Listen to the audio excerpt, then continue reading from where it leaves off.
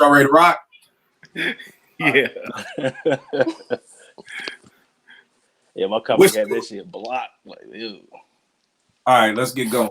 What's good? What's good? What's good? You two in Apartment 5B, hosted by your man Kill. I got my squad with me in effect with me tonight. As always, ladies first. Porsche, what's good? How's it going, Kill? Everything is everything. Everything is good. DJ Rack One, what's good, brother? What's going on, man? Same old, same old. All right. No doubt, no doubt. I got the invisible man, my brother Nick over here. What's going on, Nick? All audio, no video. It's all good. It's all good. Y'all already know what it is with me. Let's jump right into it. Today, we're going to be talking about legend versus veterans. And the reason why we're talking about this is because a couple of weeks ago, I posted something like, right now I would take Alchemist and Derringer over Muggs. So all the mean muggers, y'all know I got a stand name for every stand base. So the mean muggers came out and was like, oh, Muggs is this, Muggs is that. Alchemist came under Muggs, whatever. And then somebody was like, yo, Muggs is a fucking legend. And I was like, is he? Is he really a legend? And that's no disrespect. So let me put that out as my thesis statement. Just because here are three words that I feel like people use all the time. Genius, classic, and legend. Those three words, y'all throw that out. Porsche, I don't even want to get into the Mac Homie Rakim shit. But we already, it's like somebody saying, yo, who's doper, Donovan Mitchell or Kobe Bryant? Right. Yo, that's Donovan Mitchell is doing his thing. He a young boy, but you really asking the question, is he better than Kobe? So y'all just throw classic, genius, and legend out. There are people who are veterans. Veterans are very important to the game. Everybody can't be a legend. Everybody can't be a genius. Everybody can't have a classic. That's what makes those three words so important, because everybody can't be them. If everybody was a legend, what would be the point if everybody was a genius? So that's what we're talking about today, but it's no disrespect to anybody who we're saying you're a veteran. We're going to go into what our definition of what a legend is and what makes someone a legend for us and everything like that. But Rec, real quick, you're in the military. Break down for me, just the structure from your private, up the ladder. All right. Break that. So you got your privates. Those are kind of like your pawns. Those are the guys that are just getting in the army or whatever the case. Those are your low level. You have your sergeants who are your mid level, your management. You have a structure to that, low, mid, and high level management. And then you have your officers who are your high level. So it's pretty much those three. That breaks down the hierarchy. Most people top out at colonel. Most people on the sergeant or enlisted side top out at sergeant first class, first sergeant, and then your privates are your privates. They just there. They like pawns. All right. So the reason why I wanted to do that was because I wanted to, again, all these people are important. You know what I mean? Yes, you got the person who gives the orders. The same thing in a school. Yes, the principal, but without the teachers, the principal, it's a team thing. So I'm just showing that just because you're not the principal doesn't mean you're not shit. And I understand that in 2019, if you're not a legend, then you ain't shit. If it ain't a classic album, no dissing whatsoever. There's no disrespect to anybody's name who is mentioned or who is listed as a veteran. Just wanted to put that out there. So, yo, Porsche, why don't you set us off? What does a legend have to do? What's your definition of somebody who's a legend? Okay, so I pretty much broke it down into pioneer, veteran, and legend, because to me those are three different things, and sometimes an MC or people can be both. So for me, a legend is someone who's extremely famous and who has a particular, I want to say, level of experience in a particular specific field. So in an MC, it would be rapping. So extremely famous, and a person who's kind of been in the field. All right. Now, what would be a veteran? I mean, a veteran to me is someone who has a long experience. So quantitatively, long experience in said field. So a rapper. So yeah, I mean, I can give you examples if you want, but that's what a veteran is to me. That's why you can be a legend and be a veteran.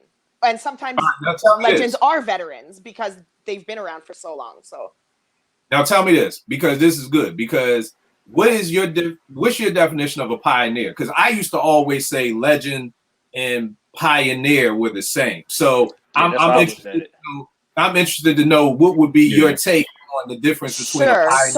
So a pioneer for me is someone who's done.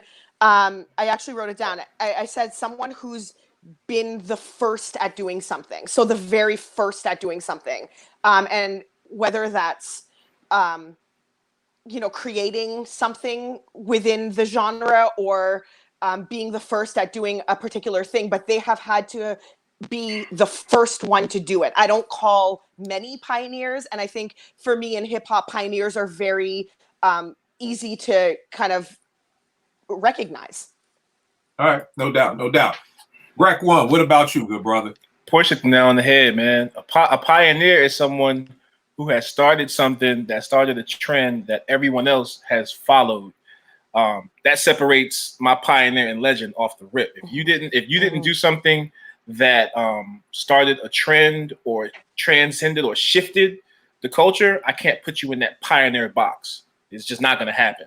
A legend, like Porsche said, for me, it's longevity. The two can exist together, but they don't always have to. You can be a pioneer and not a legend, and a legend and not a pioneer. Absolutely. And both. It's just the way the culture is set up. So I totally agree with Porsche. I'm being long-winded at this point in time. I'm going to shut up. All right. No doubt. Nick, what about you? I kind of agree now that, she broke it down that way. I can't see like the pioneer. And with that being said, it's going to be a very few pioneers versus the legends. So okay. I kind of agree with the pioneers being separate from the legend. A pioneer can also be a legend, but not necessarily. Yes. I agree with that. Absolutely. Now, here's the hard part. This is why I love having smarter people around me, because now I'm confused as shit. I don't know what can we go into examples? Yeah, can we go into examples? Well, let me say what I had. I just had, because like I said, I always looked at legend and pioneer kind of as the same. So for me, a legend had to be somebody who changed the game. Like you did something that was game changing. Like, people didn't do X before you arrived, and or you had to bring something to the game or invent something.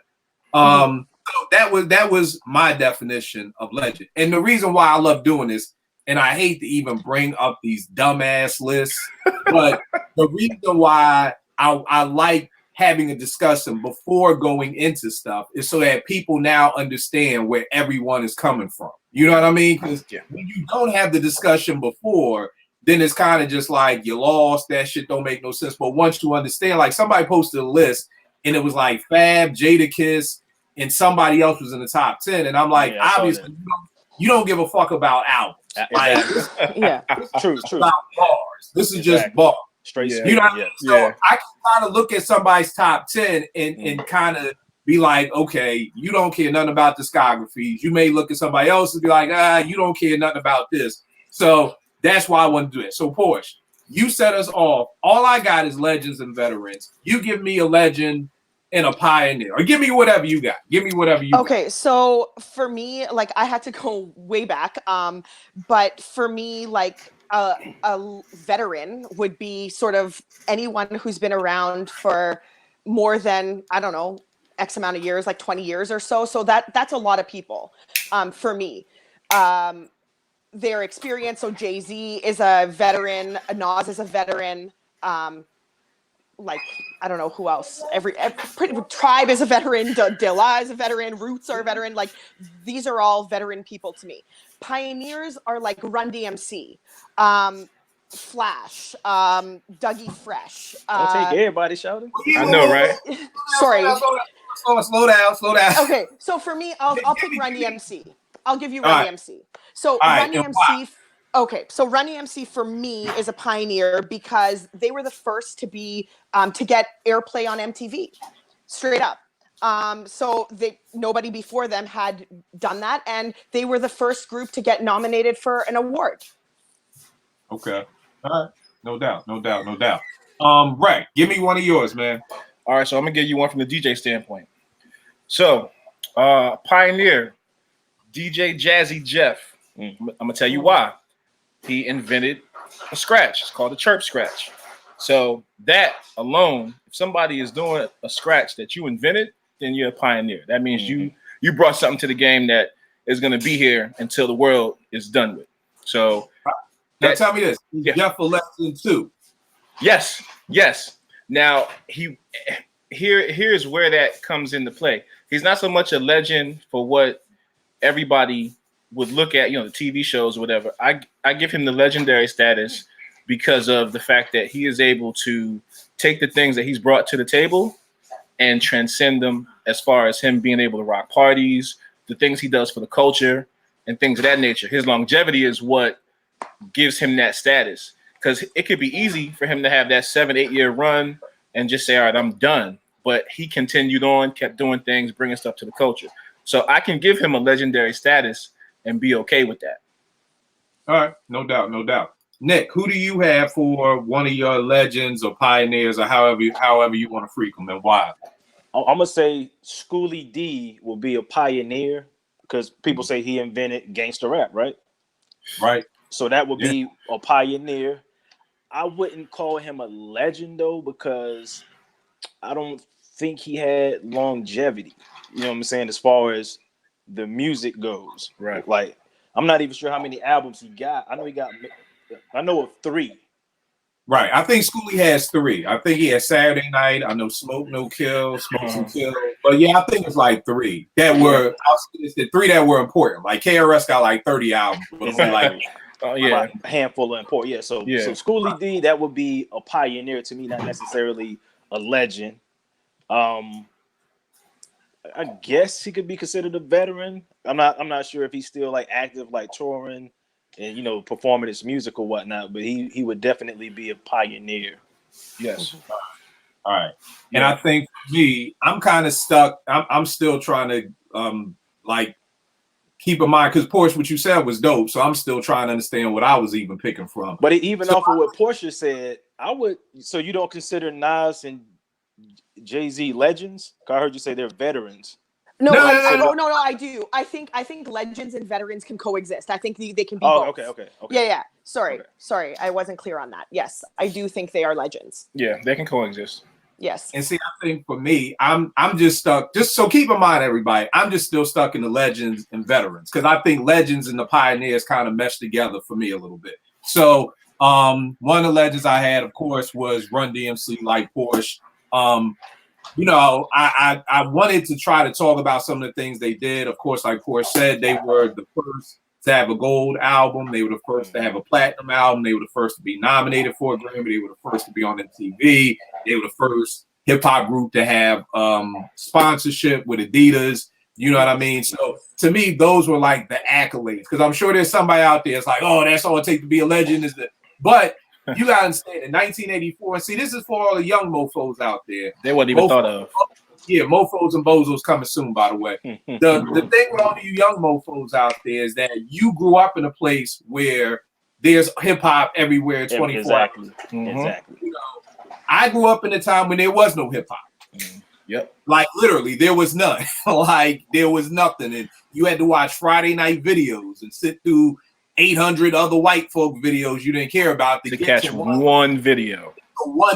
So you gotta understand, to be the first hip hop group. I mean, you gotta understand, there were radio stations that their like damn tagline was no hip hop. Like this was a band of music. Like people don't remember Jordans were banned from the NBA. Like Mike couldn't even wear them. So you gotta understand, we were coming up in a time when things that you guys have every day were banned. You know what I mean? So being the first of all those things were important as far as the accolades. Now, as far for me personally, to me, Run DMC is what made me fall in love with hip hop.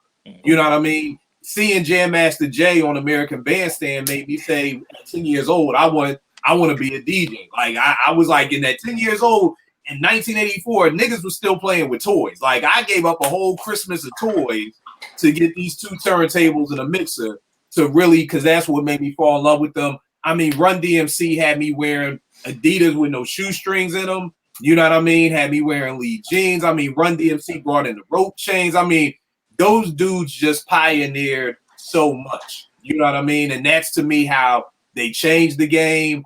I hated the song Walk This Way, but I mean, you can't deny what it did for the game. I'm actually reading a book now on Rick Rubin, and he's kind of about how it came together, and that's incredible. So for me, I'm gonna have to go with Run DMC, Certified Legends, and I guess like Porsche said, Pioneers too. Porsche, who's somebody else that you got, miss?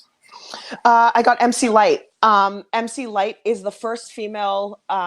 Yes, I'm using the word female. I know this is now not allowed, apparently. But yes, she's the first female MC to release a solo album. So for me, she's a pioneer in that. And she kind of made way for everybody else to do it. So yeah, MC Light. All right, now tell me this. So she's a pioneer. Is she a legend? She's a pioneer, and I think she's a legend. In my opinion, she is, because she's well known. She's been in the game for so long. Again, Nick kind of brought up an interesting point that I didn't think of when he was talking about Schoolie D. He said he's not, I don't know if he's still active. I think that plays a role in it as well, to be sort of considered that. Maybe a veteran, I don't know. But Light isn't really so active anymore. I think she's a legend. In my opinion, she is. But some people may not have ever heard of her because she's not active anymore. Like the younger ones, like the younger people. And I agree with you. I think Light is a certified legend, for the simple standpoint that she was one of the first female MCs who I felt could go toe to toe with any male MC. You know what I mean? Yeah. Also, because I mean, she has a historic diss song with 10% diss, basically then Antoinette's career. And just, for I felt like as a female MC, she brought lyrics to the table at a time when, and this is no disrespect, I love Salt and Pepper. I love Hot, Cool, and Vicious. It's a 5 mic classic album to me, but I never looked at them as like no lyrical juggernauts. You know what I mean? I never brought Salt and Pepper to like be like, yo, what did Pep say? Like, let me hit rewind and bring that back. Like, they were dope, but it was a different type of dope than what Light was. You know what I mean? So I definitely agree with you on that. Brett, who's another legend that you got, good brother? A legend or pioneer? You want a legend? I mean, you could give me both. You could give legend, pioneer. All right, so I'm gonna give you a pioneer, Grandmaster Caz. So Grandmaster Caz, for those that don't know, this cat, man, was the one behind what's the joint, man? The song with 3 cats, man. The Sugar Hill game. Sugar Hill. Yeah. So he wrote a lot of the early stuff that people just didn't know. His writing style was totally different than what other people were doing and the way that he was coming across in his rhymes. Now, I can't consider him a legend only because he didn't have longevity in his own career due to just the pitfalls of how the game was back then. But as a pioneer from a rapping standpoint, I would feel wrong if I didn't add him. You have to, because without him, I don't think we would have the thought process of a Rakim coming a few years later. So Caz is a pioneer to me, not a legend, but a pioneer. A legend. I'm gonna go Redman. If I'm staying with rapping, I'm gonna go Redman. Reason being is because of his longevity and he's consistent. Now, some of the albums are not, what we know them to be as far as his early work, but his longevity and his ability to stay relevant. I mean, that's a blueprint for some of these guys. I look at people like Wiz Khalifa. They follow that same path that Redman is able to do. He can still do shows. 30 years in the game and sell out shows? 30 years now. 30 years. Hip hop is what? 44, 45? So 46 years old. Yeah. 30 years of that, Redman's been active in the game consistently. I got to give him that. All right, so let me do this because I want to push back a little. And I think I now that we're talking, I get it. I think the thing that for me, the legend for me doesn't have to be about longevity. Like, you know what I mean? Like, to me, if Dilla invented chopping drums and he never produced nothing again for the rest of his life, he would be a legend. Legend. Yes. You just rap. When you say Redman, let me push back on that because Red probably ain't had a dope album out in the past 19 years. You know what I mean? You're right. He can perform, but I mean, shit, so can Kwame. You know what I mean? And again, there's no diss to Kwame. Yes. So I'm just wondering for you, when you talk about longevity, does it mean like you're still, because keep in mind, Red dropped in 92. I'm a freshman at Morgan, and he probably made his last dope album, Muddy Waters, in what, 96? Yeah. You know what I mean? Yeah. And even if we give him the Rock Wild or the joint Blackout with Meth, just he had a good 6 years. Yeah, that's over 20 years ago. So I'm not saying you're right or wrong. I mean, it's whatever you pick, but I'm just wondering, how are you defining longevity? Is it that you can still perform? Because I don't know if anybody cares right now. If Redman drops an album tonight at midnight, I still don't. I think people are going to be listening to Rick Ross before they listen to Redman's. I totally agree, because I'm listening to that Ross tonight. Exactly. So you don't consider Redman a legend, Q? I know, no. I consider Redman a legend, but remember, he doesn't have nothing to do with longevity. Yeah, you know, so that's the only, I consider him a legend, but my definition has nothing to do with how long you've been in the game or anything like that. Longevity plays a part in it. It's not the tell all be all. I try to look at it from a every all around standpoint. You know, your albums might not be there, but your shows is tight. Your shows might not be tight, but your albums are there. So I try to look at it from a standpoint of everything, as opposed to just being one sided with it. All right. You know, you're absolutely right. The last album, I liked the one that he had, The Goodness, the joint with Busta that he took Doc's name. Yeah. I like that album. But you're absolutely right. Yeah, album wise, no. Muddy Waters is probably the last. And I was just asking because I think for so many of these artists, I don't know too many people who have been in the game 20 years who can still make an album that people are hype about. You know what I mean? Yeah. Everybody will say, "Oh, I'll listen to it," but I'm like, "No, are you hype? Like, are you hype for it?" So that's why I was that's a good point though. I think at a certain time you do lose a step. So you're absolutely right. All right, no doubt. Nick, what about you? Who's another legend or pioneer for you? What you got? I would say Wu-Tang Clan as a collective are kind of pioneers due to the way they came in and how they structured the solo careers of the MCs and the group or the collective. So I would they're pioneers, they're legends as a group, but like individual, all of them aren't legends, I don't think. You know what I'm saying? Right. Now here's a good question. So who from the clan is a legend? Solo wise, not a legend. So solo wise, I would say Meth, Ghost and Ray, and RZA. I would have to say RZA are legends because I think them solo wise, people still check for their music. Not saying that the music is always dope, but they still have a solid following who anticipate their releases, whereas the other members don't. They kind of rely on the Wu-Tang collective to garner that interest in their performances. Now tell me this: are you talking RZA on the mic or RZA production wise? Well, see, that's kind of tough because he really doesn't produce rap albums anymore. He's more into like scoring films. So I would lean more so producing for RZA. I think I'm one of the few people that think RZA is a dope MC. I know a lot of people that don't like this. I think RZA is legit. I mean, I don't think he's incredibly. I think he's dope. Like, I never thought there was no, I'll take RZA over you guys. Like, I never thought, like, with me, I know people were like, RZA's whack. And I'm like, nah, I don't think he's whack. I know, a good amount of people that say that. So how do y'all feel about Wu-Tang? I would like to hear y'all thoughts on Wu-Tang. Porsche, what you got on Wu?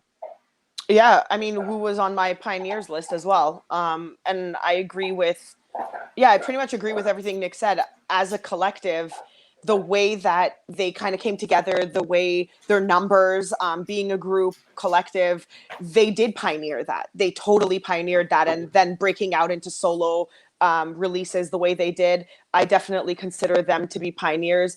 And as a collective, they're legendary as well, even though for me, I think my definition of legend is different, a little bit different than your guys' definition of legend, because for me, I feel like a legend is also iconic in a way and will be for years and years to come. And I feel like with Wu specifically, every demographic knows Wu-Tang, whether you're young, old, super old school, like whatever demographic you are, Wu-Tang, you know about Wu. You know the solo joints, you know the debut album, you know the double album. Like they're just, to me, they're legendary as a group. And Nick named the solo artists that would be legends for me too. All right, no doubt. What about you, Rap? Nah, I agree. Nick hit it on the head, man. Yeah. You know, Wu-Tang is a pioneering force. When you can have on a Wu-Tang t-shirt that emblem, and you know, somebody who you know is not of the culture looks at you and says, "Hey, I fuck with them. I know exactly what you got." Mm-hmm. You know what I'm saying? Like, that's transcending. And for them to be able to do that speaks volumes. But you know, like Nick said, those are the only guys that, you know, maybe with the exception. Well, no, I can't even say that, but those guys he named are the ones that I check for. Yeah. And I mean, same for me. Wu-Tang is definitely legendary. Everything you guys said. I mean, I think the thing that really puts it home is just, I mean, they just did a documentary on them, like a couple of months ago, and it's like everybody cared about it. Now they're doing a series on them. You know what I mean? So the whole thing to be able to say, and I mean, I think that for me is like one of the parts with me with the legendary part is that the fact that none of them need to drop any more music. You know what I mean? Like literally, if like they never released, if literally the last thing we got was, I don't know, Fish Scales, and that was the last Wu release, I think people would still want to see the documentary. People would still want to see the series. People still would be rocking, you know, the W t-shirts and everything like that. Just, and another thing with me, with my legendary thing, and I forgot to write it down, is impact. The impact that you had. Yeah. So it's not just about what you invented or what you brought to the game, but the impact, and the impact that Wu-Tang had on the entire game 20 years ago to right now is still, you know, amazing. You know what I mean? Even if it's one of those things like what not to do, you know what I mean? Because you don't have any more rap groups because, you know, for the most part, or R&B groups, because for the most part, we already know who's the star, who's the lead singer, who's going solo. So why even go through the rigmarole of even going through forming a group? No, you gonna leave. Beth, you gonna leave. You're gonna get the big deal. So I think even in that situation, watching, you know, the documentary, it's like, okay, what not to do. You know what I mean? So I definitely agree with that. The next person I got on my list is Marley Marl. You know what I mean? To me, he's legendary. You know, just because he was the first person to play programmed drums from drum samples. And what I mean by that is that, you know, if you had a Korg or, you know, any of the TR-808, you could always program drums. Tila Rock, it's yours as programmed drums. Rick Rubin, I Need a Beat, LL. But Marley was the first to take the snare from Impeach the President, the kick from Synthetic Substitution, maybe the hi-hat from, you know, a James Brown thing, and actually play those out himself. So to me, that's what he brought to the game that wasn't being done before, was being able to have the mindset. Like I always tell people as a producer, it's easy for me to now just be like, oh, let me take the kick from here and the snare from there.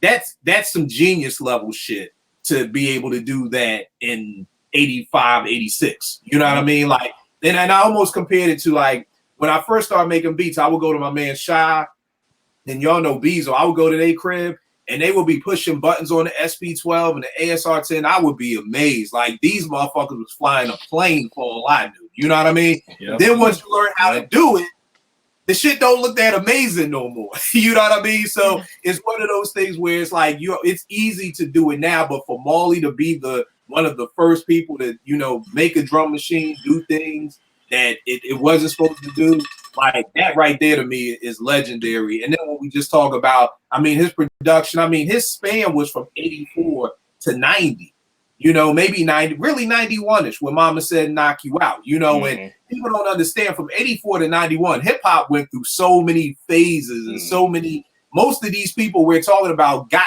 phased out sometime in their career. You know what I mean? Whereas Marley like was going strong from 84 with Roxanne's Revenge all the way up to Mama Said Knock You Out. Folk don't understand that LL was dead in the water before Mama said knock you out. Like after that, you know, what was it? Walking with the Panthers. Yeah, Walk with the Panther. He was dead. Nobody even cared about L. And then you heard Booming System, Around the Way, Girl. It just, so the fact that he was there, and then you talk about him producing for Kane, G-Rap, Biz, Master. You're talking about him producing some of the greatest lyricists ever. He has one of the dopest posse cuts ever with the Symphony. I mean, to me, Marley definitely a legend. My eyes. Porsche, who you got next?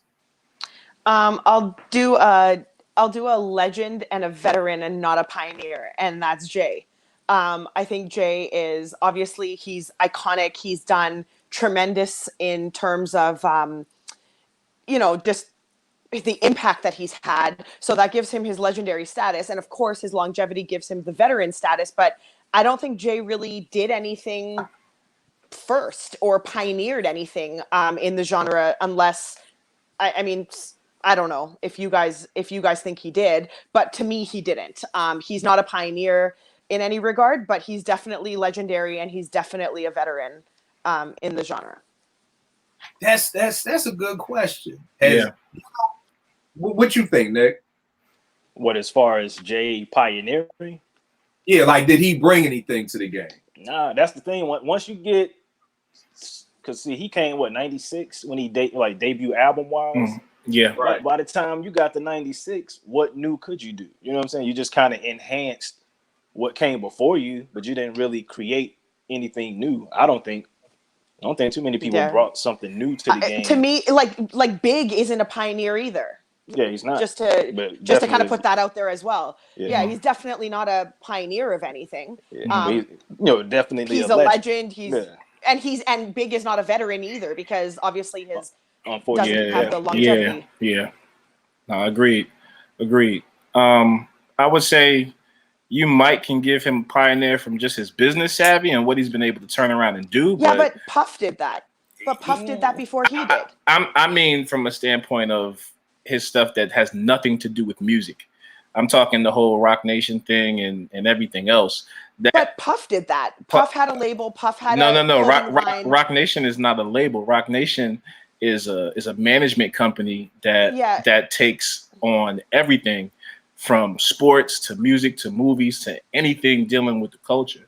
So I think that was a very smart play, because at some point, music is not going to always be your bread and butter. Fair. And he was smart enough to see that and know that he had the power to do those things.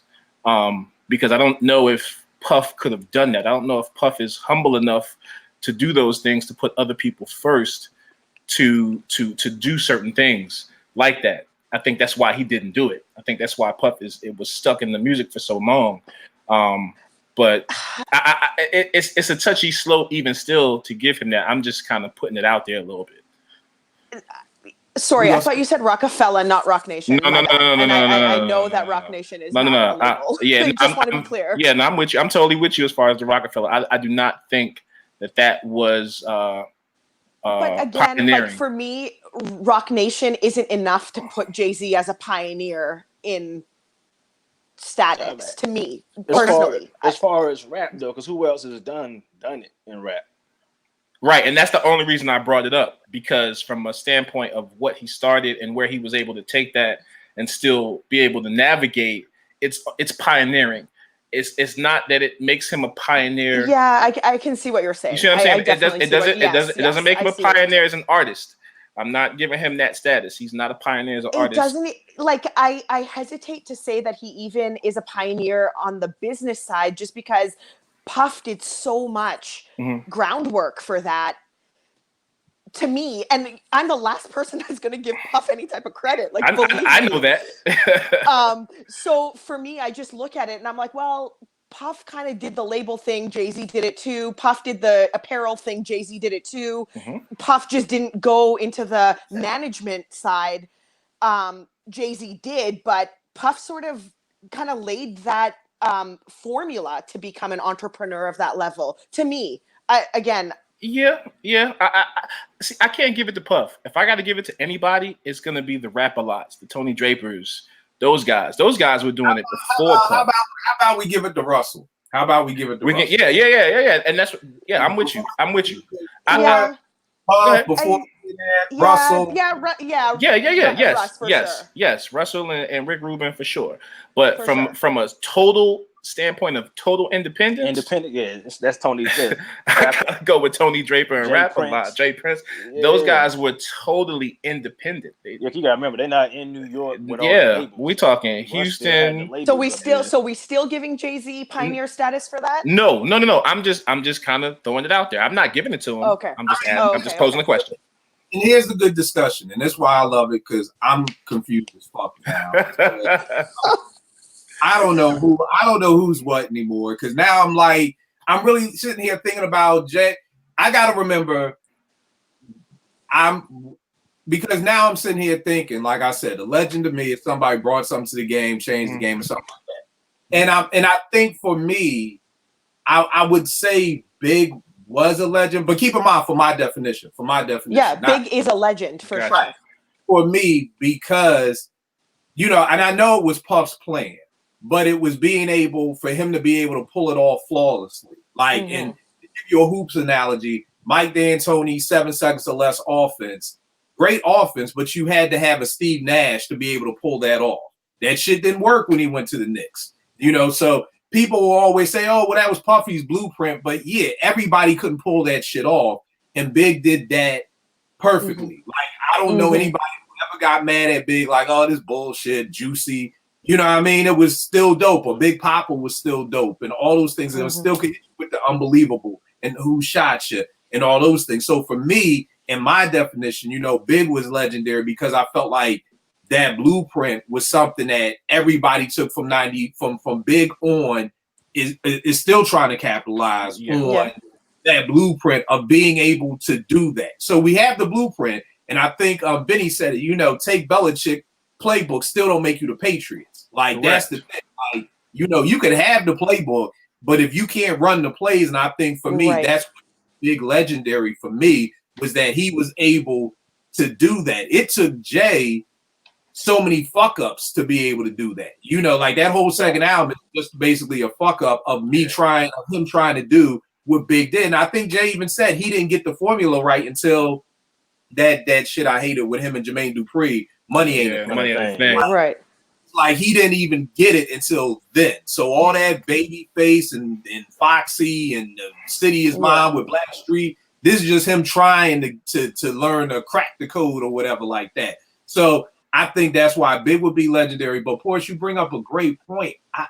Is Jay Big legendary? is legend. Well, Jay is legendary, Big is legendary for me. He's just not a pioneer. Big is just not a pioneer to me. I'm just saying. Yeah, because I feel like Jay was basically, and this is no disrespect, and I know that the Jehovah's Witnesses are gonna come for me. You about to start the Jehovah's Witnesses. I already know what you about to say. But he was kind of like a broke Biggie. You know what I mean? And that's no what I mean by broke Biggie, but it was a situation. And I always tell people this: there's only one spot. And Jay said this in the XXL article, I think, and it made perfect sense. He was like, look, and this is what let me know Rockefeller was coming to an end. He's like, it's only one presidential suite. It's only one. Mm-hmm. And me, Dame, and Biggs ain't all staying in one goddamn room. Okay, so it's only one. And there's always only one spot. When Stephon Marbury and Allen Iverson came out in 96, similar basketball players, both point guards, both from the hood, both had tattoos, both had the hip-hop element, but niggas always loved Allen more. And Steph spent his whole career, I want what Allen got. I want what kind of contract Allen got. I want what Allen got. I want trying to chase behind that. There's only one spot. And when Big and Jay were alive, it was obvious who everybody fucked with. They fucked with Big. You know what I mean? I know the Jehovah's Witnesses will say, oh, that's because Puff had Bad Boy and all the. It don't look at the end of the day, before Big died, Jay was going gold. That was it. That was his ceiling was gold. Yep. He died, then the nigga went multi-platinum. That is not a coincidence, boys and girls. Jehovah's Witnesses, don't knock on my timeline Saturday morning. That is not a coincidence. It's only fact. It's only fact because Biggie died. Because I think if Jay-Z drops Volume 2, Biggie alive or not, that album was gonna pop. Maybe. Here's the thing that I look at. But see, we would never know because Biggie died. If Big was still alive, I felt like everything was always going to be compared to Big. And it was obvious that Big got the love. Even, I mean, to me, I never even met Big, never met Jay. This is just off of personalities. I feel like Big would be one of the coolest niggas to hang around. Because he's funny. And that's the stories we've all heard. Yeah. And he was everybody loved Big. Mm-hmm. Jay to me is an asshole. Jay to me is cool to hang around if you want to try to get on some business stuff, and he probably gonna throw you some crumbs here and there. Mm-hmm. So I just don't. I think the world accepted Big. Women love Big. I mean, fat, ugly, black, cross-eyed, whatever. Women love Big. Like, he just got that love. I always say, if Jay dies tomorrow, I don't think Jay gets half of what Big got for that funeral. You know what I mean? When Jay died. I agree. You know what I mean? That's just my opinion. So my opinion is if Big is still making music like that, I don't know if Jay even, because for me, I'm always left like, what made the third album pop like that? Like, what made it? Because it wasn't Hard Knock Life. Like, that was cool, but it's slow. No, it wasn't in the club. But see, that album pop. I was in the work. I worked at the record store when that album dropped, and trust me, it was white businessmen coming in. What's the rap song with the Annie sample? Yeah, that's what sold that album. Yeah, that song. That song sold that album. That was the whole MTV push. Now I know, like the hip hop heads wasn't that one song, Hard Knock Life. Yeah. So you can buy that. Yes. That single pushed that album. It's something that everybody from that era knows. I'm sure everybody up here has at least seen Annie one time in their life. And the video. And the video. It was on MTV was crazy, all day. It pushed that album. Here's the thing. I disagree. This is one of those things we gotta do some numbers on, because I want to see the album sales prior to all those Swiss bangers like Money Cash Hoes and all of that. Yeah. Because here's the thing. Anytime somebody talks about that album, they talk about Swiss. Yeah. When Irv was talking about how Jay wasn't even fucking with us like that, and then he saw what X was doing with Swiss, then he came and got Swiss. So this is the first time I've ever heard anybody say Hard Knock Life is what sold that out. Everybody tells me that was the first. That was the first song. It was the first song. But for instance, the numbers.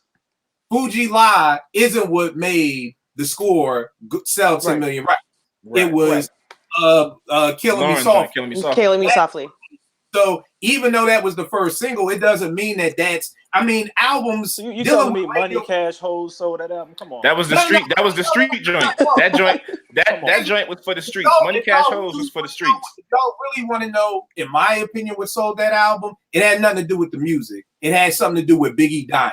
And there's a spot available now. Well, maybe in New York. I'll give you that. In New York. Right. So for the 5 million people who had their money, it's like being at a strip club and your favorite stripper dropped dead on the pole. You got all this money. You need a stripper. So whoever that next stripper is who's coming out is getting this money because, nigga, we came here to see somebody strip. So somebody getting this money. So all those.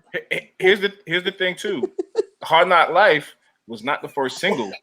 Can I Get It was the first single. The joint with Ja Rule. He has analogies off the record. That was off the Rush Hour soundtrack. Yeah, that was off the soundtrack. Yes, but it was the lead single. Well, all I can do is speak for the up north. I just believe Biggie's following needed somebody. Jay was the next person up. I believe if I'll give you that. Jay drops his second album instead of the Hard Knock Life. That's why I said to me, it has nothing to do with the music, really. If Jay, well, it does, because Jay did drop the second album, Big was dead. So I got to renege on that. So I don't know, y'all. It's just my. In between that album, Streets is Watching soundtrack came out. I mean, didn't care about Biggie, King of New York. These white folks didn't care about that. Nope. Right. They heard that Hard Knock Life and they wanted it. And the Can I Get a What? Because think about it. You just said it. It was on the Rush Hour soundtrack, right? Right. That's a big franchise in 97, 98. I mean, I guess I agree. I just think that it very well could have. I'm just not used to seeing a song as slow as Hard Knock Life push a artist from 500,000 to 5 million. I loved fucking Hard Knock Life. It's probably one of my favorite beats from that time period, but 500,000 to 5 million. Like that's like, yo, I can't sell no crack on my block, and then the next day I'm selling bricks like something. I digress.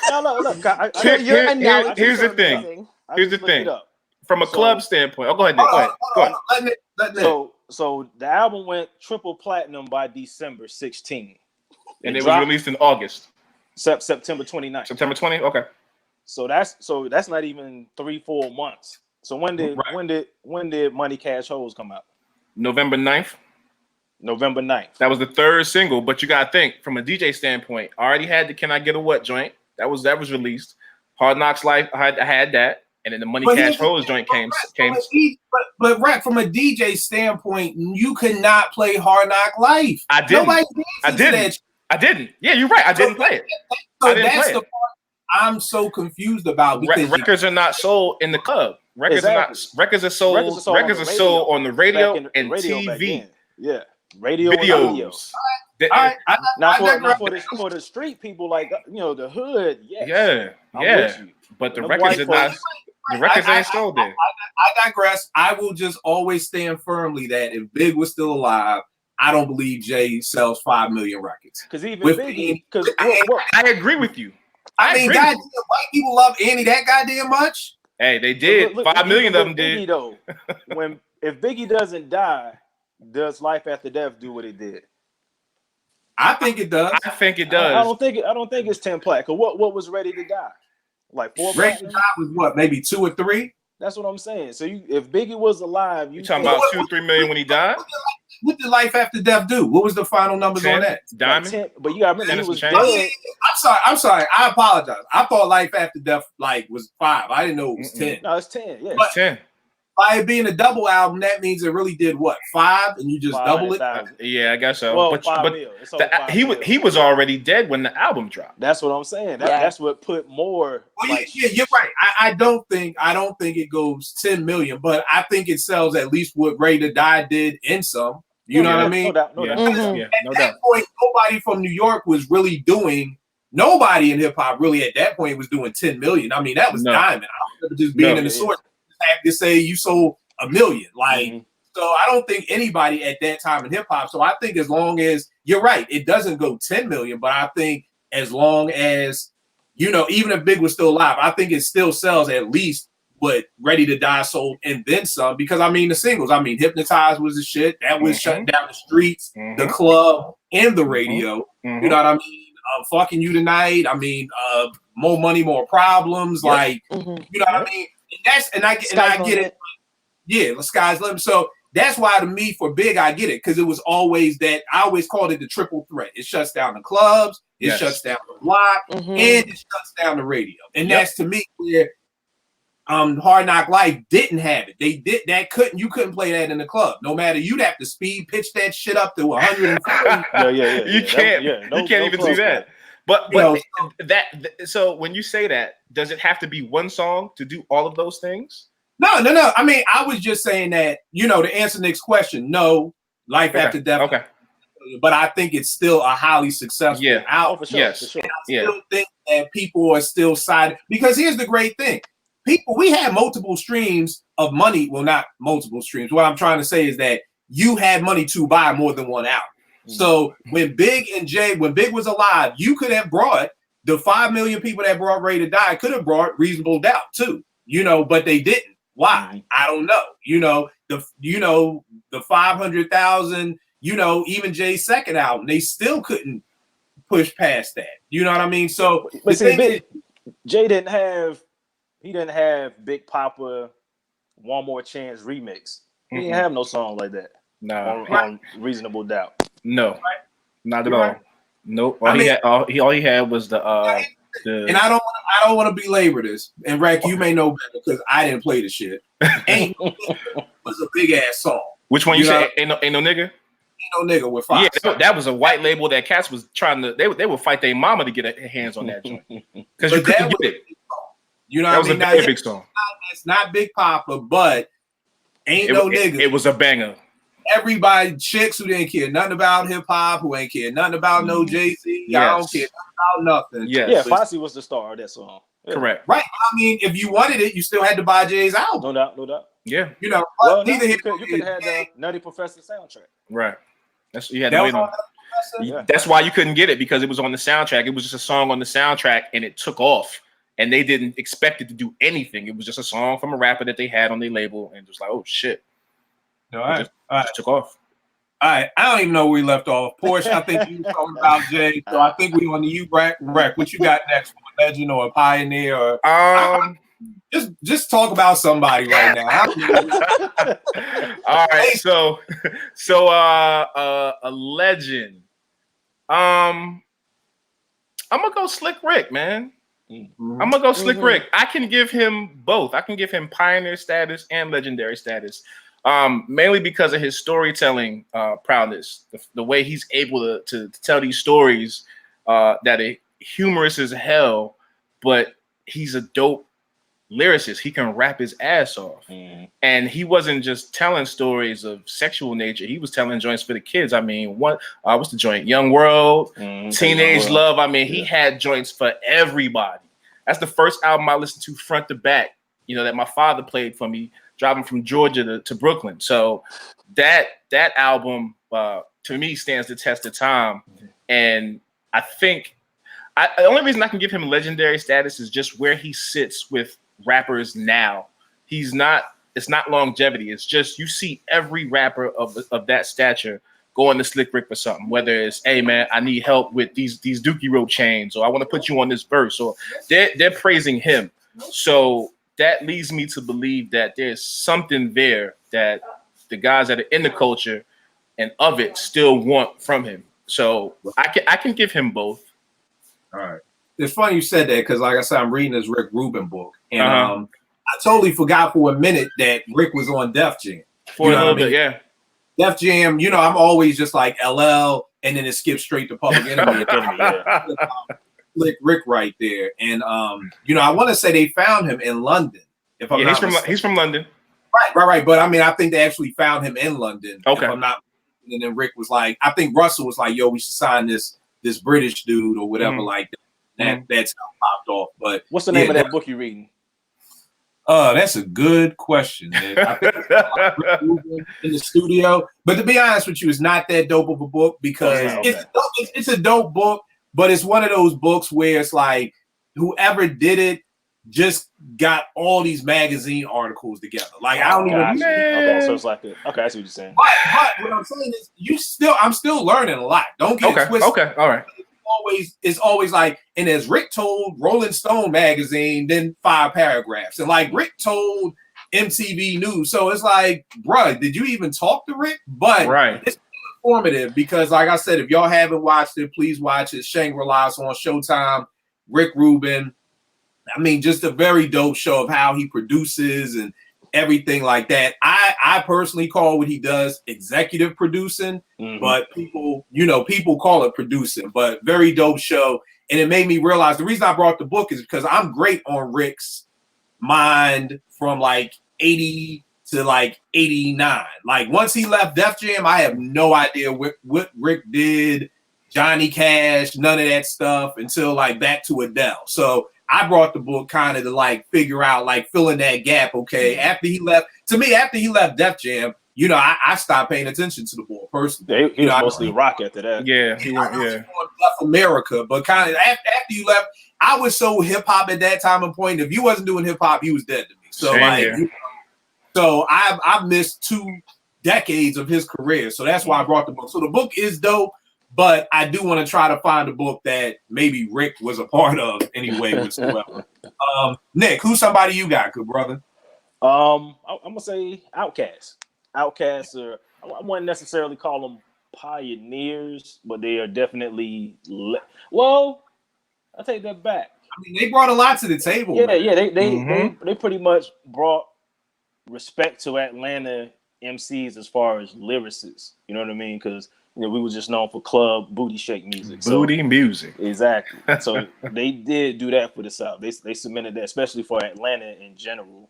So I would definitely give them pioneer status for that. They gave us great music for like 8 years before Dre stopped making music, and I just think video, like image wise, definitely legends too. Outkast. Agreed. Yeah, I agree 100%. I mean, and I know it's organized. I say like the whole Dungeon family as a unit, kind of like Wu-Tang as a unit, are pioneers from the South. Yes. But then if you go individually, then it's just Outkast that are legends. And I think Organized Noise too, because to me, they were the first to really mix live instrumentation with, crazy. Like to me, people say the Roots did it, but I really wasn't a big fan of Do You Want More like that. I mean, I like it, don't get it twisted, but when I listen to Players Ball, that reprise, the remix, thank you, Kill. Yes. Like that's what makes it dope, because by being a liner note junkie, I can name their bass player, Preston Crump. Like, I trust me, I was looking at the credits like, yo, who is playing these bass lines? Who is killing this bass line? I think they did a phenomenal job of being able to use the SP1200 and the MPC 3000 and bringing the live instruments, and it just fit perfectly. You know, even with the Roots, I'd just be like, it's too light in the ass for me. Them live drums, just that live jazz. That's like a jazz lounge sound somewhere. But I think the difference was I felt like Organized brought more funk and soul. Correct. Where the Roots being a live band, they brought more jazziness. You know what I mean? So I think that down south funk and soul made it dope. Exactly. Next person I would go with, you already know he was on this list, Jay Dilla. Legendary, he's everything. I don't give a fuck with y'all. Legend, pioneer, veteran, best man at somebody's wedding, whatever y'all want to know. Mechanic, a strip club, he was that. He was that. Yeah.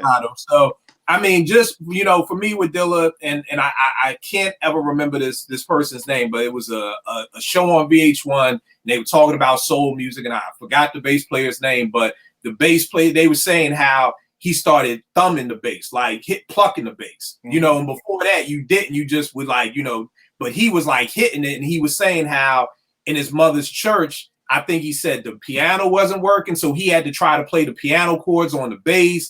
And then when people heard that, Marcus Miller, all these bass players, legendary bass players, was like, yo, what the fuck is that? And they like went home and tried to emulate that. When I heard that story, I was like, that's Dilla for me as a producer. Like, I heard Wordplay, my man Montez's fucking rodeo Jeep sitting outside my house, and my brain, when I heard those drums, I was just like, yo, what? They're off, but they're on. It sounds crazy. Like, I literally went right in the house, got on the ASR 10 and tried to start. Like, how the fuck did he do that? And, I just feel like Dilla is one of the few producers who always just would fuck my head up. Just for a long time, it was Dilla, Timbaland, and Primo. Like, those three owned me going like, how? Like, I have no idea what y'all did. How did y'all create this? I mean, the fact that he's made bangers for so many people, that so many people don't even know he produced stuff for them. Like when we did a Dilla show a while ago, so many people were getting at me like, yo, I had no idea he did that. I had no idea. Like, I thought Q-Tip did that. So to this day, people are still like unearthing that stuff that Dilla did. Yeah. The fact that everybody bit, that was the other thing to me. Like, everybody, you could turn on a gospel song and you heard that neo soul sound. You know what I mean? I always say it, Jazzy Jeff. I knew it was coming. Yeah, a touch of jazz. They need to be paying for Dilla's kids to go to college, grad school, wedding, bar mitzvahs, funerals, whatever the fuck goes on in the Yancey household. They need to put a funnel to that. You're absolutely right. I was at the radio station. They sent the Joe Scott sample. I was like, yo, this is so dope that Dilla's getting this R&B money. Then when I got the album, now I'm looking through the code. I'm like, like basically break Dilla's whole Hidden Beach was everywhere on that joint. And the thing that I loved about Dilla, to me, this is another reason why he's legendary. To me, he's the only producer who had a style and said, "Fuck it, y'all can have it, keep it." and then he became Dilla. Because there's a big difference between JD and Jay Dilla. JD, my knock on JD was always, he always producing for them Howard University people, the motherfucking Peace people, Common and Erica and Instance people like that. Like, he ain't doing nothing for MOP, he ain't doing nothing for Ghostface, he ain't doing nothing for the streets. Exactly. The finger snapping, I never liked death poetry. I'm not into that. Peace, brother. Right. Peace, sister. But then when you heard Dilla, you hear 10 Brits for Ray, when you hear the first single off Only Built, I forgot the House of Flying Daggers. Like, I was like, now this is what I'm talking about. And to me, no other producer has been able to do that. Most producers find their niche and they get stuck there. You know what I mean? Or they find something totally new. Like Timbaland did something on Chance's album. They don't sound nothing like Timbaland. Like everything Timbaland's been doing for like the past 3 or 4 years just sounds like everything else. Like there's not like anything but I felt like Dilla was able to have a style. Y'all bit that, fine, fuck it. I'm gonna come over here and do this, and people biting that. And then 3, I always say jazz musicians are the most bougiest musicians in the world, and jazz musicians show Dilla so much love. I mean, I've been to a couple of jazz shows, and I swear to God, every last one of them has had a Dilla tribute in there somewhere, somehow, some way. Oh, yeah. You know what I mean? Which is incredible. So Dilla, legend, pioneer, fucking bus driver, whatever else you want to call him, he's done everything. Porsche, who you got up next? I mean, this one's an obvious one. DJ Kool Herc, and he like literally created, the genre, father of the genre. And he pioneered the whole everything. I can't even. There's nothing really to say. If you know the history of hip hop, DJ Kool Herc is like weaved in there. So, yeah. Yes, sir. Yes, sir. I gotta get something quick about that, but that's a dope point. Correct. What about you? I'm gonna go left a little bit, man. I'm gonna go Hype Williams, man. I'm gonna go Hype Williams from a director standpoint. Yes. The way he was able to capture the 90s at that time, as far as the videos and things of that nature, man. I think people are still trying to do that to this day with the way these kids are trying to shoot their own videos. And do movies and things like that. But it wasn't the first hip hop movie, but I think that when you put hip hop movies, if you're gonna rate them 1 to 5 or whatever the fuck you're gonna do with them, Belly has to be in that top 5 because of how it was shot and what he was able to do with that. So I'm going Hype Williams, man. I think he did a lot for the culture. From a visual standpoint, that does not get recognized at all. Agreed. All right, no doubt.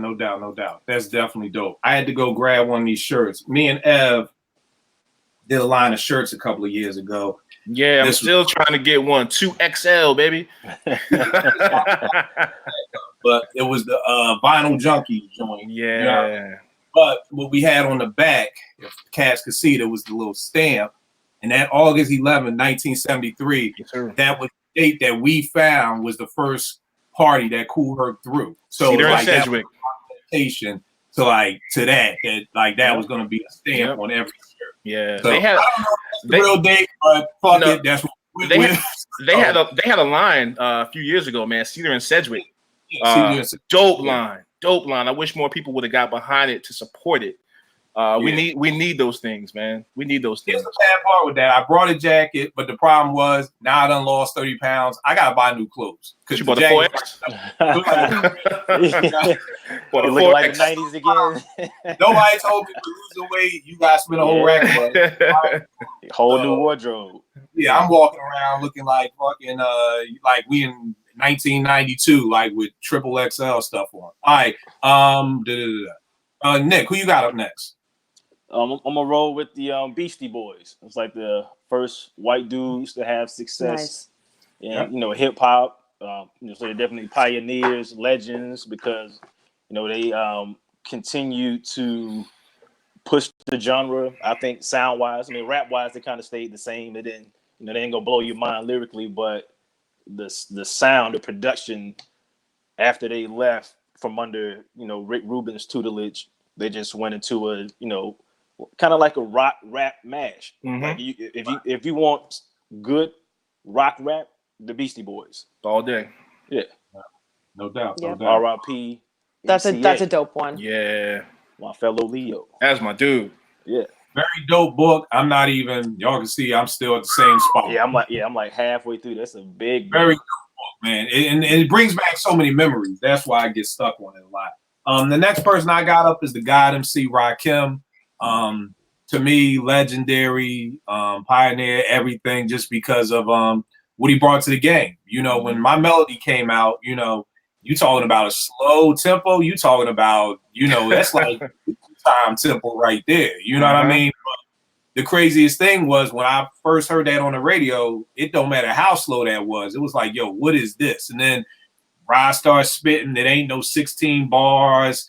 You know, it ain't no it just song kept going. And if I'm not mistaken, I think they said Shan was in the studio like laughing at him, like, yo, what the fuck is this? Like, yo, he low, and who's gonna listen to this? Like, you know, and everything like that. So to me, Rod changed the way that people rhyme. I know everybody gives that to Rakim. I think we sometimes forget KRS brought that to the table too. You know, I always like to give it to both of them through Criminal Minded and Paid in Full. Yes. A lot of times it just goes to Rod. Like, Rakim, like, there was other mofos that was spitting. Like, people act like it went from Curtis Blow to Rakim. And I'm like, no. This is some people in between there. Like, salute to Rod, but we gotta give KRS some love too. Paid in Full, certified classic. It was, to me, it was Illmatic before Illmatic. Of course, when you asked that dope question, like, what would be Illmatic if Illmatic wasn't here, and you like stumped us all for weeks until somebody said Paid in Full, and it was like, yep, that's it, Paid in Full. So, I mean, just everything he brought to the game. And I mean, just the way that people, like Rex said about Slick Rick, the same way, like, that he's idolized. You know what I mean? Like, you know, and I mean, I can't say Rakim has dropped a dope song in probably over 20 years too. You know what I mean? Right. But, you know, if there's a Rakim show, it's going to be sold out. You know, people are still going to come. They still want to hear the hits. If it's ever one of them shows that's like, yo, Rakim is performing Paid in Full, you know it's going to be packed. So, Rakim. Yeah. Porsche, you got anybody left? Nope. I think we touched on all of them. All right. What about you? One left. What you got, Nick? Let Rhett go if he got one. I got one. I got one. We- I don't think this dude gets no love, man. My Queen's brethren, LL, man. For sure. He gave the. I think he gave the blueprint. He's next on my list. He's next up. I think he gave the blueprint for what an all-around successful rapper should be. You got to be able to have the ladies love you. No pun on his name, but you got to. Women buy albums. Exactly. Women buy most of albums. the albums. yes. They'll buy one for their girl and be like, "Girl, you got to hear this." Yeah. Like he has that on lock to this day. The man's what, 50? So he's got that. Lyrically, for a time, he was not to be played with. He was able to make club bangers as well as radio joints. And then he figured out how to transcend what he was doing into TV. So he is a pioneer and a legend to me because of the things that he's been able to achieve in his career, all around, from music to acting to anything else that he's doing. So I think LL should be on this list, man. Now, was he the first solo rapper with a platinum album? Y'all know better than me. He was. He was. Okay. Yeah, because from radio on and he played a huge part again, the Rick Rubin book. He played a huge part in Def Jam getting the CBS deal for distribution. You know, because when they signed, when they signed L, they were still indie, running out of, you know, Rick Rubin's NYU dorm room. You know what I mean? But the numbers that, you know, from I Need a Beat and Radio and Rock the Bells and all those things, you know, really got them that deal with CBS and got them all the big time money and everything like that.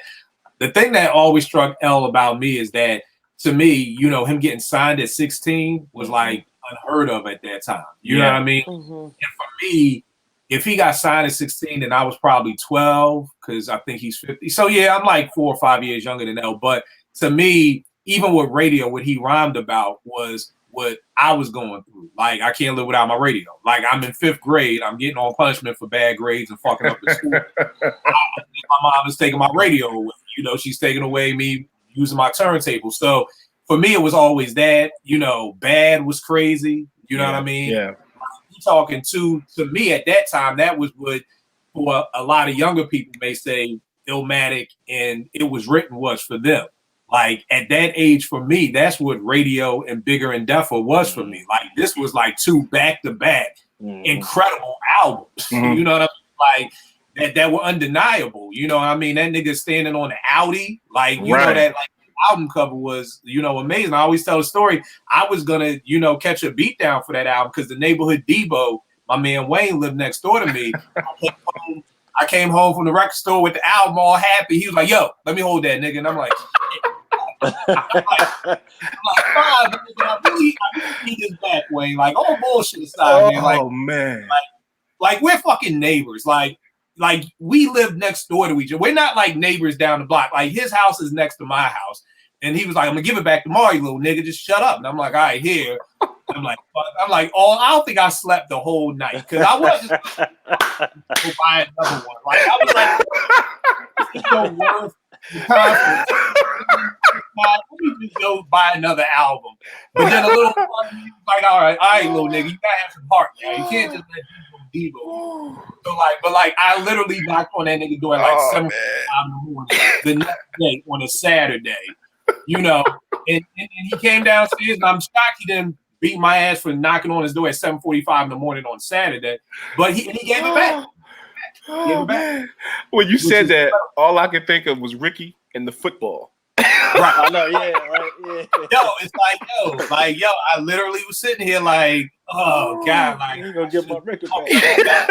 But all that to say, I love Big on Deffer. I mean, the greatest thing about LL, and people always talk about it, but to me, L was about that life. He never lost a battle. You know, if you came at him, he came at you right back. Right back. Me, Jack the Ripper to me is one of the greatest diss songs of all time. That beat was incredible. Yeah. You know, took out Cannabis at a time when nobody in the world, when Cannabis was like the epitome of MCing. Yeah. You know, he was yeah. And even with Mr. Smith, you know, and the thing is, I don't blame L because I always say hip hop went through so many phases. So that Mr. Smith album with all the loops and rapping over I Like It and rapping over the SOS band, that was part of the game. But when it was that I Shot You time, like he still come in with that lad, like like you on the final lap, like you the one who got to bring us home, and to be able to bring you home with Keith Murray, Prodigy, Shoot, Illbum was dope too.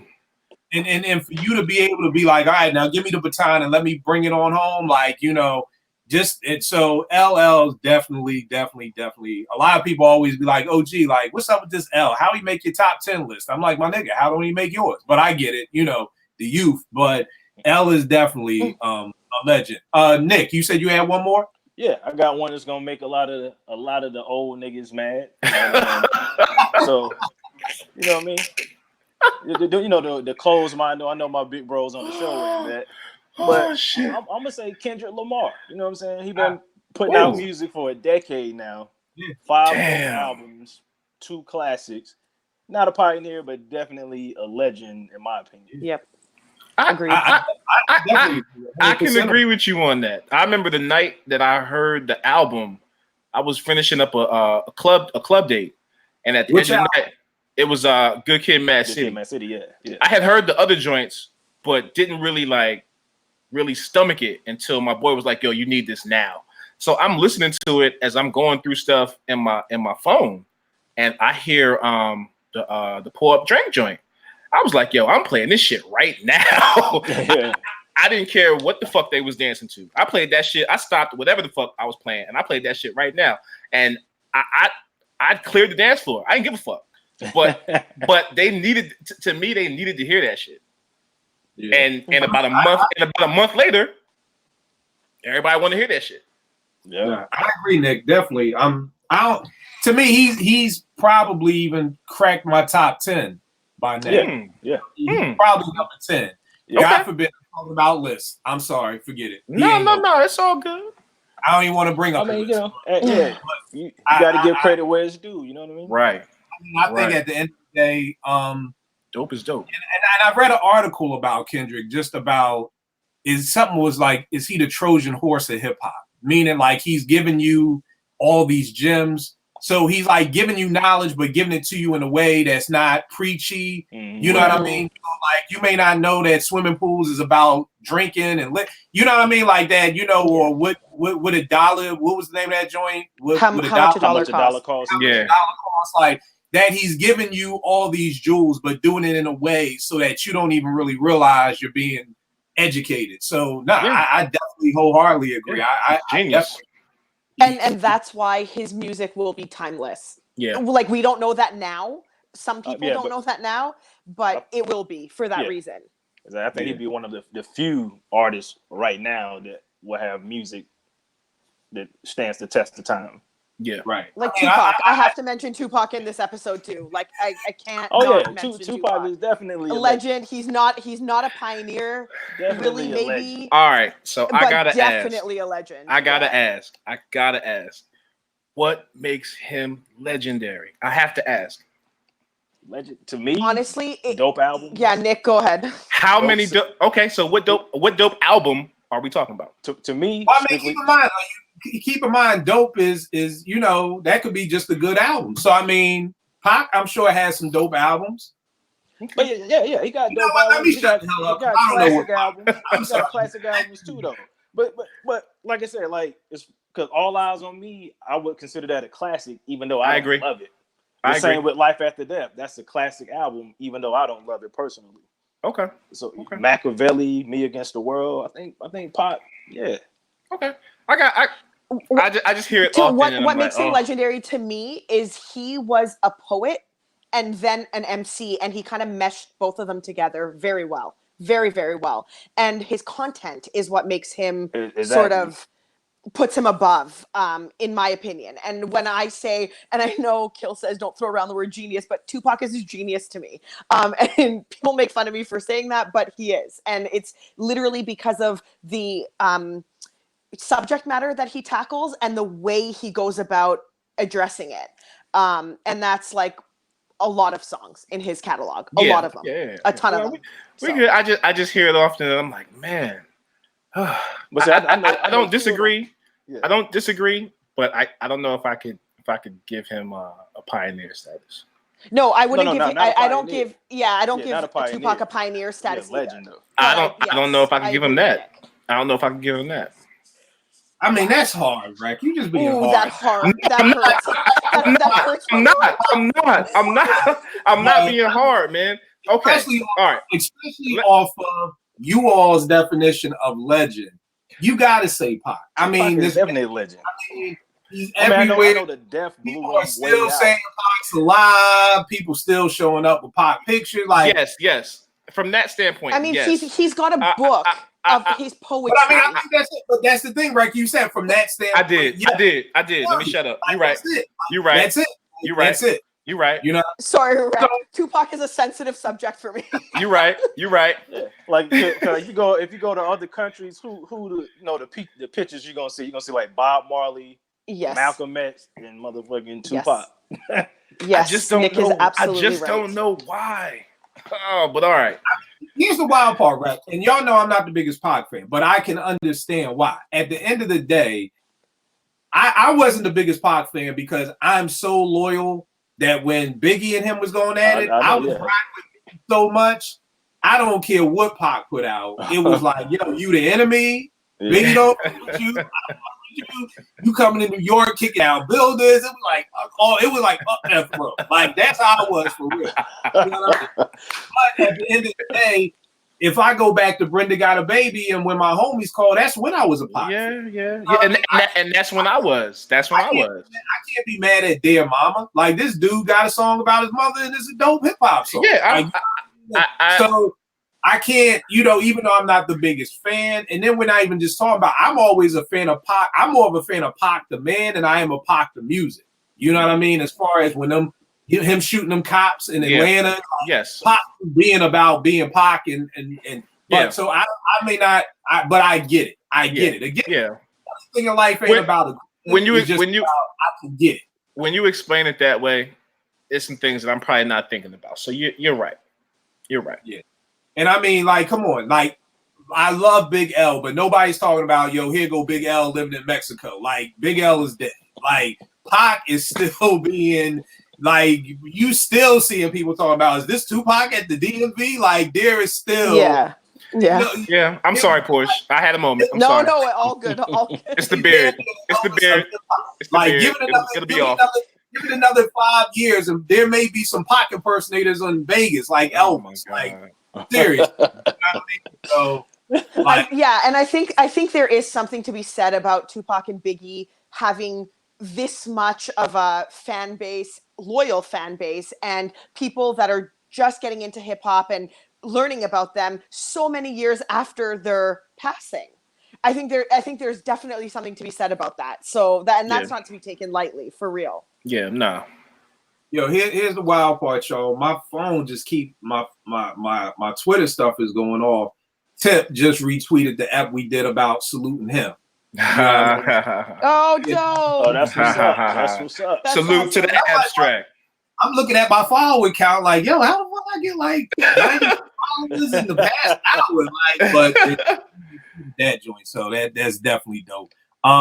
For me, I'll run through these real quick. Pete Rock, you know, legend to me. You know, Yes. for people who don't know, he's the one who really started filtering samples. And what filtering samples is when you can take, if you listen to Bucktown, find an instrumental on YouTube, you know, and you'll hear the bass line is basically just the horns filtered out. And Pete was one, if not the first, to do that. He was at Eddie F's house messing around with the S950 and did it by mistake. And that's nothing about legends and geniuses to me.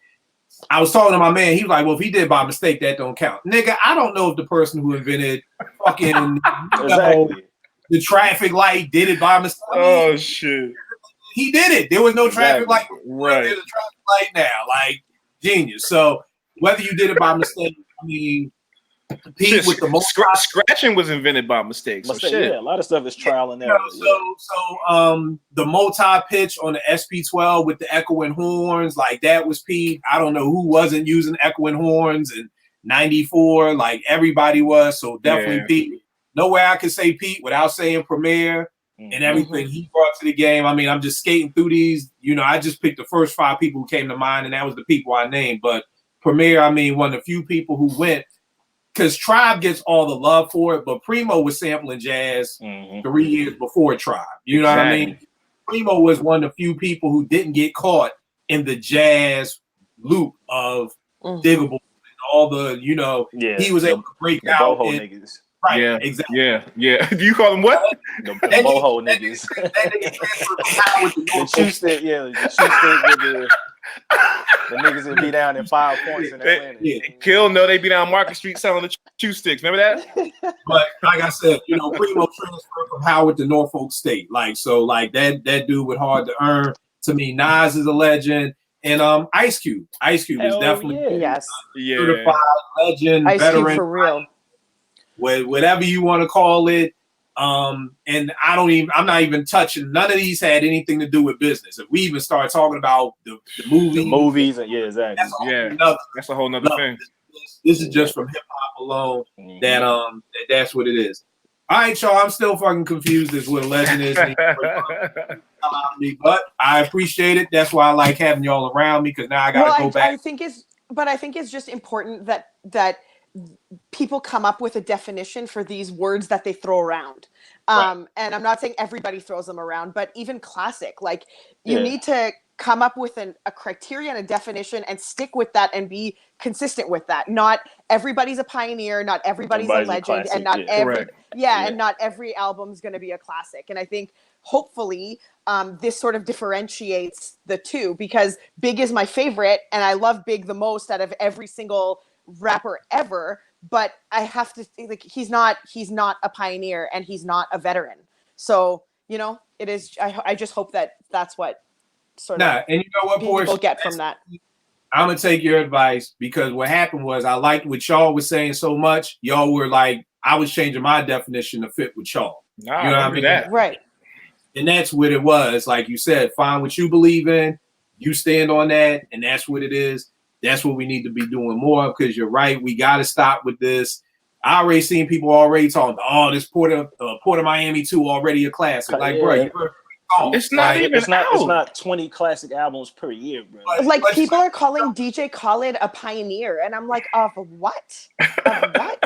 What did he pioneer right now? Like a baby? Like I don't understand. I don't know. I love Assad. I think he's the baby. cutest kid But ever. again, But like, again, it's a lot of times it's the youth. So what happens with youth and people whose frontal lobes aren't fully formed, and even for those whose are fully formed,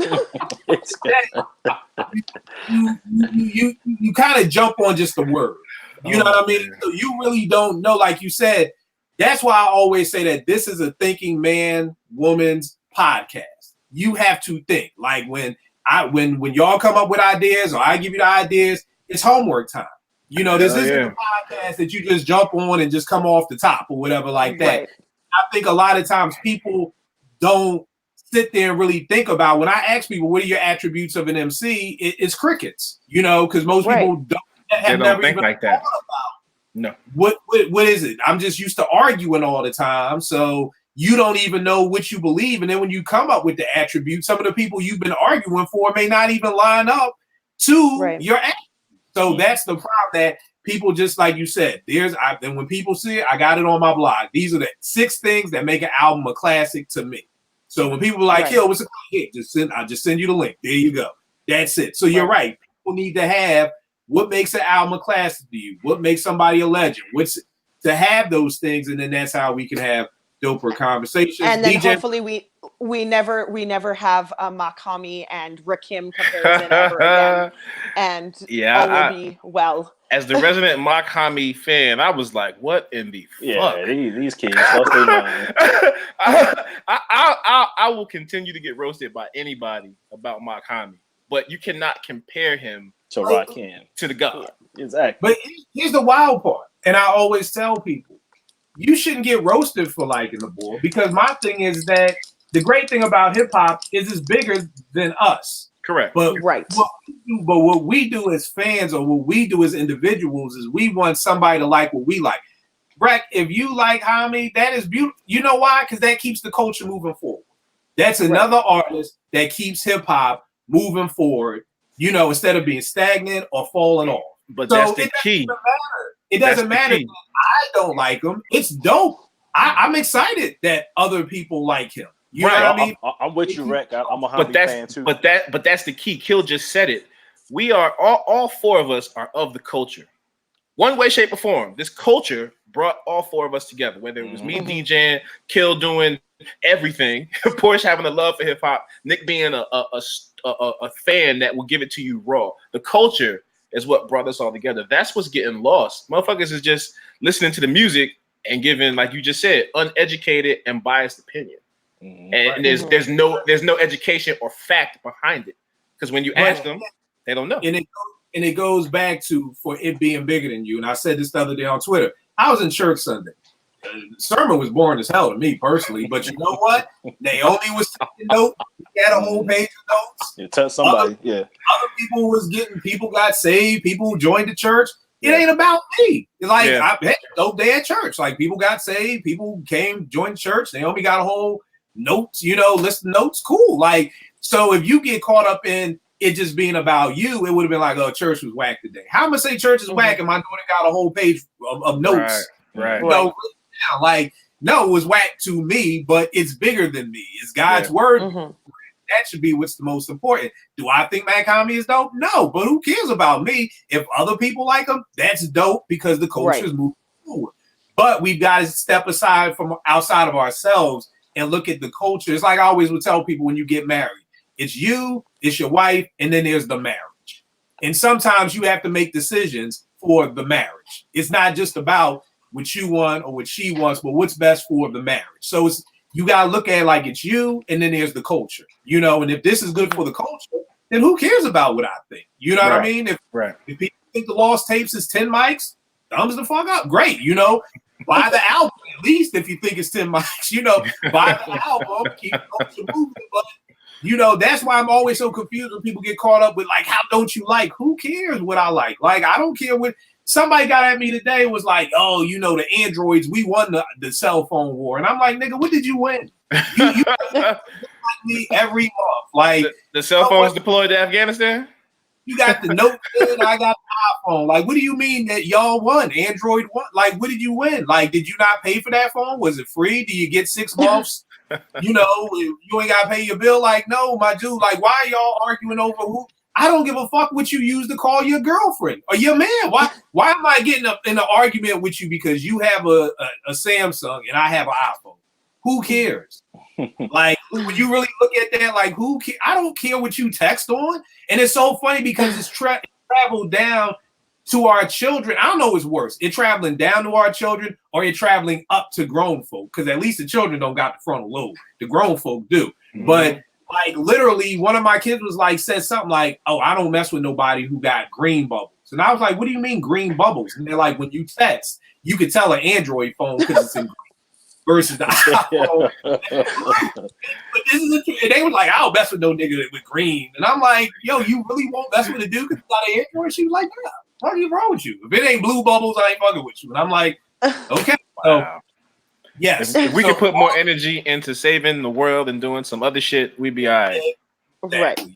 So, DJ Rec, give them all the information, good brother. Twitter at DJ Rec1. Instagram is DJ Rec1. Had to snatch with the website, so I'll get back to that shortly, man. All right, Porsche, give him everything, miss. At Chershayla Porsche on Twitter. All right, Nick, what's good with you, good brother?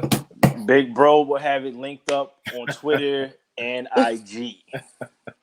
All right, and y'all already know this with me. Kill 889, Twitter, IG, all that good stuff. Get the Mousse album, Adolescent Tape. That's dope. Yao is dropping his album. I think this month, in the next week or two. I got a beat on it. Rec has some beats on it. That's gonna be dope. Vegas's album, Keep Calm, We Brought Friends, is dropping next Friday that I produced. And me and Rec are working on Sight's album right now and Cash out in LA's album right now. So it's gonna be a lot of good dope music on tap. I will see y'all next week, y'all. See ya. All right, so I think everything went good. The